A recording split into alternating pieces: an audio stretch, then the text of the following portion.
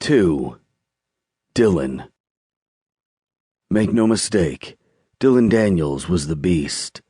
He was the bad guy in the stories. Some other asshole could be the hero, save the day and get the girl. Alone and gruesome, he'd stay up on his mountain with his money and his work, as far from people as he could get, because that was how he liked it. It was better. For everyone. But every once in a while he got to worrying about the monsters that lived off the mountain, and he called to check up on Ben. Carefully, like it was a bomb with a lit fuse, Dylan put the phone down on the workbench in front of him. Pencils rolled onto the floor, but he barely noticed. For 5 years he'd had the old man looked in on, by 6 different people, 4 women, 2 guys. The first question any of them asked was what was in it for them. And that worked for Dylan. The voices on the other end of the phone belonged to people who were all disinterested and influenced only by the stupid amount of money he paid them. The 6 people he'd hired didn't get invested. They didn't give a shit about the old man or why Dylan wanted him watched, and Dylan didn't have to worry if they got hurt, or if they vanished without a word, which was what happened more often than not in that crappy trailer park. 5 years. 6 people who were only a disposable set of eyes and ears. Nothing more. Until now. Layla. What the fuck was that? It wasn't just the country girl kindness that got him, which was a novel change in the world. The offer to mail him back the phone. Christ.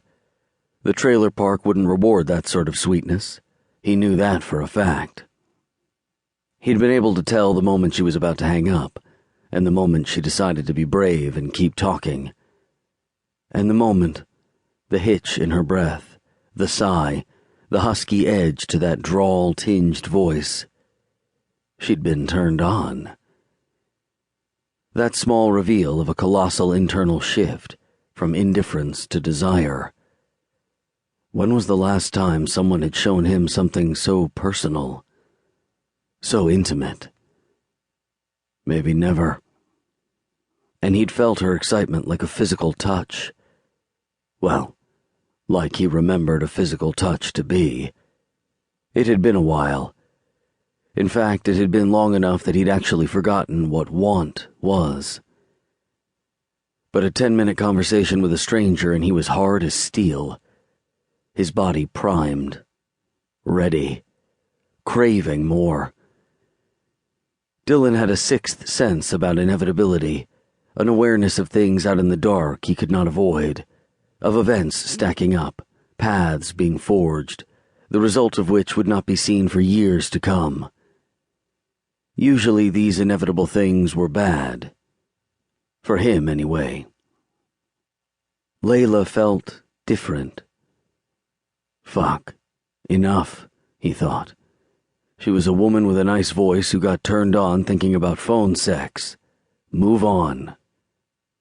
Around him, work was piling up. Deadlines were approaching and his team was getting anxious.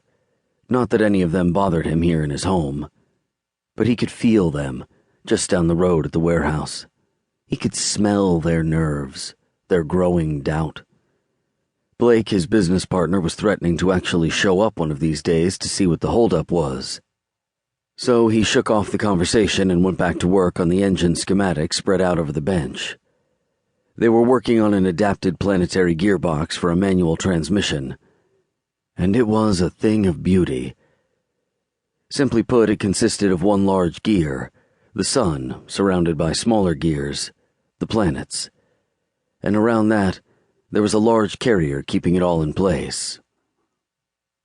That was how his world worked best, all parts in sync. He was the sun, the people around him the planets, and the rules he lived by kept it all in line. Controlled.